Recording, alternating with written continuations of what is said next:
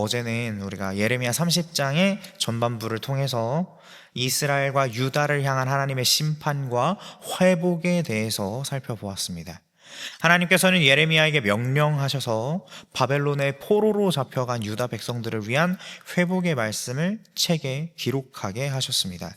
70년간의 포로 생활이 끝나고 고향 땅으로 돌아오게 될 날이 반드시 있을 것이라는 말씀입니다. 분명 하나님의 징계를 피할 수는 없겠지만 남겨진 자들은 그들의 땅으로 다시 돌아와서 평안하게 거하리라 말씀하십니다. 오늘 본문 말씀 12절부터 24절까지 말씀은 우리 전반부, 어제 살펴본 전반부와 비슷한 맥락으로 이제 그동안에 해산하는 여인처럼 고통스럽고 힘들었던 유다와 이스라엘을 회복시키시고 바벨론 포로로부터 구원해 주시리라는 약속을 좀 더 구체적으로 말씀해 주고 계십니다. 이스라엘과 유다는 그들의 죄로 인해 하나님의 징계를 피할 수 없었습니다. 그들은 하나님의 말씀을 듣기를 거부했고 우상 숭배와 온갖 음란과 불의로 하나님과의 언약을 어겼습니다. 그래서 이스라엘과 유다는 하나님의 징계로 인해 모두 멸망할 수밖에 없었습니다. 하나님께서는 아수르를 통해 북이스라엘을 또 바벨론을 통해 남유다 왕국을 멸망하게 하십니다. 이것은 이스라엘과 유다 백성에게 있어서는 고칠 수 없는 상처였습니다. 우리 함께 12절, 13절 말씀을 읽겠습니다. 12절, 13절 말씀입니다. 시작. 여호와께서 이와 같이 말씀하시니라. 내 상처는 고칠 수 없고 내 부상은 중하도다. 내 송사를 처리할 재판관이 없고 내 상처에는 약도 없고 처방도 없도다. 아멘. 이 이스라엘과 유다의 상황을 옆에서 도와줄 재판관도 없고 그 상처에는 약도 없고 처방도 없었습니다. 남유다는 애굽을 의지하여서요, 그들에게 도움을 좀 어떻게 좀 받아보고자 막 애썼지만 바벨론의 그 강력함, 그 강대함은 애굽도 어떻게 할 수 없었습니다. 그리고 이스라엘과 유다에게 임한 이 고통스럽고 참혹한 환난, 그 환난은 결국 이스라엘과 유다가 하나님 앞에 불순종했기 때문이었습니다. 14절에 보시면 네 원수가 당할 고난을 네가 받게 하며 잔인한 징계를 내렸도다 말씀하십니다. 하나님께서는 그분의 백성 이스라엘을 대적하는 원수들을, 그 이방 원수들을 하나님을 대적하는 것으로 여기셔서 혹독하게 징계하시고 심판하셨었는데요, 그런데 지금은 그 이방 원수들이 당할 고통과 환난을 이스라엘과 유다가 당하게 된 것입니다. 이것은 순전히 이스라엘과 유다가 지은 죄 때문입니다. 그리고 그 죄의 결과로는 마땅한 것이었습니다. 그래서 이러한 고통과 환난 때문에 하나님께 부르짖는 것조차 책망을 받고 있어요. 하나님께서 이렇게 말씀하십니다. 15절에 너는 어찌하여 네 상처 때문에 부르짖느냐? 네 고통이 심하도다. 내 악행이 많고 내 죄가 허다함으로 내가 이 일을 너에게 행하였느니라 말씀하십니다. 네가 잘못해서 내가 벌을 내린 건데 너는 아프다고 부르짖는구나 말씀하고 계신 거예요. 이처럼 죄의 결과는 하나님의 심판과 징계입니다. 로마서 6장 23절에 이렇게 말씀하십니다. 죄의 삭은 사망이다. 죄의 삭은 사망이기 때문에 이스라엘은 지금 그 죄의 대가를 치르고 있는 것입니다. 분명 하나님은 공의로우시기 때문에 죄에 대하여 반드시 보응하시고 심판하시는 분이십니다. 그런데요, 이 징계와 심판은요, 고치고 회복하기 위함이더라고요. 죄에서 돌아서서 하나님께 순종하도록 하기 위한 것이었습니다. 그래서 16절의 말씀부터는 이스라엘의 회복과 이방의 심판에 대한 예언이 이어집니다.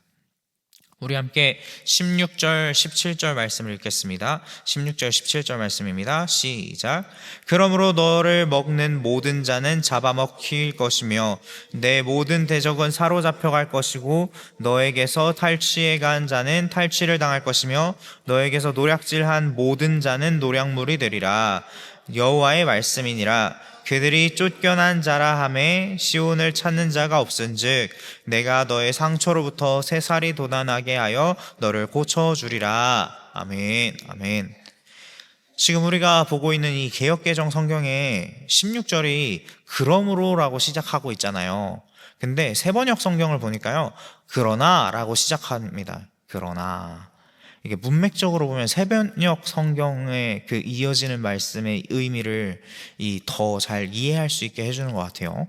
그래서 아무런 희망이 없는 그러한 상황이지만 그러나 하나님께서는 이스라엘과 유다를 멸망시키고 백성을 포로 잡아간 그 원수들을 하나님께서 치실 것이며, 비록 사람들이 시온을 쫓겨난 자들이라고 말하면서 막 외면할지라도 하나님께서는 이스라엘과 유다의 상처에 새살을 돋게 하시고 고쳐주겠다고 말씀하시는 것입니다. 도무지 치료할 수 없고 해결될 수 없는 고통과 절망의 상처, 그 상처를 전능하신 하나님께서 회복시켜 주시겠다고 말씀하십니다. 또한 하나님께서 이스라엘을 징계하셨지만 열방 중에서 지켜 보호해 주실 것이라고 약속하십니다. 황폐하였던 유다의 성읍이 재건되고 감사와 기쁨의 소리가 회복되고 더욱 번성하게 하시며 하나님께서 존귀하게 하셔서 더 이상 비천하지 않게 해주시겠다고 약속하십니다. 또한 이스라엘 자손이 이제 바벨론 포로기 이전처럼 회복될 것이고 그 회중은 하나님 앞에 굳게 설 것이고 그들을 압박하는 자들은 하나님께서 벌하시겠다 말씀하십니다. 우리가요, 삶을 살아가면서 진짜 징계와 고통을 겪는 시간이 올 수 있습니다. 그런다고 할지라도 우리가 낙심하지 않을 것은 하나님께서 이전의 모습으로 회복시켜 주실 것이며 다시 하나님 앞에 굳게 서게 될 것이라는 약속을 우리가 믿기 때문인 줄로 믿습니다. 근데 이게 하나님의 징계라는 걸 알아야겠죠? 일단. 네. 징계라는 걸 모르면 우리가 돌이킬 수가 없잖아요. 그렇죠? 우리가 날마다 깨어서 하나님의 뜻이 무엇인지 분별하는 자들이 되기를 소망합니다. 아멘. 저는 이 말씀을 읽으면서요, 어떻게 이 나라가 계속해서 생각나는지요. 안 그러십니까? 진짜 계속해서 이 나라가 떠오르더라고요.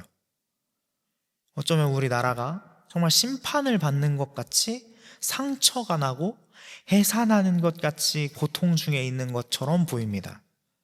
이 나라에요, 자유민주주의가 위협받고 있고요, 반성경주의, 반기독교주의, 반유대주의가 성행하고 있습니다. 이게 이 나라의 질서가 무너지고 있어요. 그리고 가정과 교회가 위기에 빠져 있습니다. 정치적인 상황은 여전히 혼란스러워요.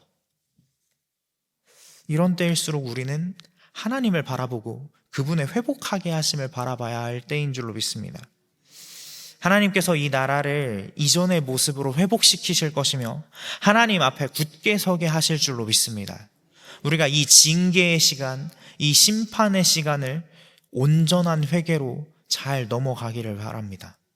또한 예레미야와 같이 담대함으로 하나님의 진리의 말씀을 이 나라 가운데 선포하여서 이 백성들을 깨우는 일에 힘써야 될 줄로 믿습니다.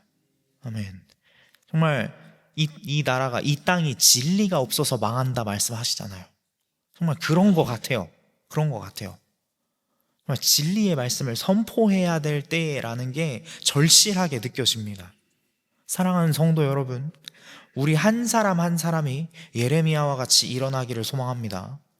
우리가 새벽을 깨워 기도하듯이 진리의 말씀으로 세상을 깨우는 자들이 되기를 소망합니다. 아멘. 또 21절에서는 하나님께서 백성 중에 지도자를 세우실 것이다 말씀하십니다. 21절 말씀을 제가 읽겠습니다. 그 영도자는 그들 중에서 나올 것이요 그 통치자도 그들 중에서 나오리로라. 내가 그를 가까이 오게 하리니 그가 내게 가까이 오리라. 참으로 담대한 마음으로 내게 가까이 올 자가 누구냐? 여호와의 말씀이니라. 아멘. 영도자와 통치자가 그들 중에서 나오게 될 것이라 말씀하십니다. 여기서 나오는 이 영도자와 통치자는 메시아를 의미합니다. 그리고 이 말씀은 예수 그리스도께서 오실 것이라는 그러한 예언의 말씀입니다. 오직 예수 그리스도의 은혜로만 치유받을 수 없었던 상처가 치유되고 해결될 수 없는 인생의 여러 문제들이 해결될 수 있습니다. 하나님께서는 참으로 담대한 마음으로 내게 가까이 올 자가 누구냐고 물으시는데요, 하나님께 담대한 마음으로 가까이 오게 할 자는 오직 예수 그리스도밖에 없습니다. 우리는 예수의 피를 힘입어 성소에 들어갈 담력을 얻었습니다. 성소는 하나님께서 계신 곳, 하나님께서 인재하시는 곳입니다. 하나님 앞으로 가까이 나아가게 하실 분은 메시아이신 예수 그리스도 뿐입니다. 우리 이방인들은 복음으로 말미암아 예수 그리스도 안에서 함께 상속자가 되고 함께 지체가 되고 함께 약속에 참여한 자가 되었습니다. 예수 그리스도를 통해 우리가 하나님의 백성이 될 수 있고 하나님께서는 예수 그리스도를 통해서 우리의 하나님이 되실 것입니다. 로마서 6장 23절에서 말씀하신 것처럼요, 죄의 삭은 사망이지만 하나님의 은사는 그리스도 예수 우리 주 안에 있는 영생이 되었습니다. 우리가 지은 죄는 용서받을 수 없는 죄입니다. 죽음으로만 그 죄의 대가를 치를 수 있었습니다. 그러나 예수 그리스도께서 죄의 삭을 대신 다 짊어지시고 십자가에서 죽임당하심으로 우리를 속량하셨습니다. 그가 찔림은 우리의 허물 때문이요 그의 상함은 우리의 죄악 때문이라. 그가 징계를 받음으로 우리는 평화를 누리고 그가 채찍에 맞음으로 우리는 나음을 받았도다 말씀하십니다. 이 말씀처럼요, 예수 그리스도로 말미암아 우리가 나음을 얻을 수 있게 되었습니다. 이 사실이요 우리의 삶의 실제가 되기를 원합니다. 아멘. 마지막으로 본문 말씀은 23절과 24절에서 악인에 대한 심판의 말씀으로 마무리가 됩니다. 제가 읽겠습니다. 보라, 여호와의 노여움이 일어나 폭풍과 회오리 바람처럼 악인의 머리 위에서 회오리 칠 것이라. 여호와의 진노는 그의 마음에 뜻한 바를 행하며 이루기까지는 돌이키지 아니하나니 너희가 끝날에 그것을 깨달으리라. 아멘. 하나님의 진노는 뜻하신 바를 행하시며 이루기까지 돌이키지 않으십니다. 모든 것이 이루어지고 나서야 이것이 하나님이 하신 일이라는 것을 깨닫게 됩니다. 이스라엘과 유다 백성을 고통스럽게 했던 모든 이방 나라들과 민족들은 결국 하나님의 심판으로 멸망하게 될 것입니다.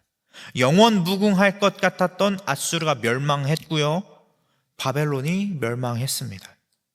이스라엘과 유다를 향한 하나님의 채찍으로 사용되었던 아수르와 바벨론은 그들의 악함으로 인해 하나님의 징계를 받아 멸망하게 됩니다. 예레미야는 이렇게 이방 제국의 멸망을 예언하면서 이스라엘과 유다 백성들에게 소망을 품게 합니다. 하나님께서 우리의 죄를 모른 채 넘어가지 않으십니다. 하나님은 공의로우신 분이시기 때문에 죄를 외면하지 않으십니다. 반드시 죄에 대해서 물으실 것입니다. 그래서 우리는요, 그 죄로 인해 하나님의 심판을 피할 수 없는 존재들입니다. 그러나 하나님께서는 우리에게 은혜를 베푸셔서, 자비하심을 베푸셔서 예수 그리스도를 보내주셨고, 예수 그리스도의 십자가의 대속과 부활로 인해 죄의 형벌에서 벗어나 영원한 생명을 얻게 하시는 은혜를 베푸셨습니다. 그 속량의 은혜로 우리는 자유함을 얻게 된 것입니다. 이제 우리에게는 하나님의 말씀에 순종할 수 있는 자유가 생겼습니다. 믿으십니까? 이 자유가 우리 마음대로 행하는 자유가 아니라 하나님 말씀에 순종할 수 있는 자유가 생긴 것입니다.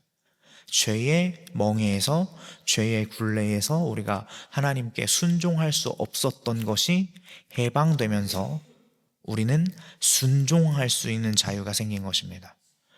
그러므로 우리는 그 은혜에 감사하시면서 더욱 주님의 말씀을 사랑하여 그 말씀에 순종하기를 애쓰는 자들이 되기를 소망합니다.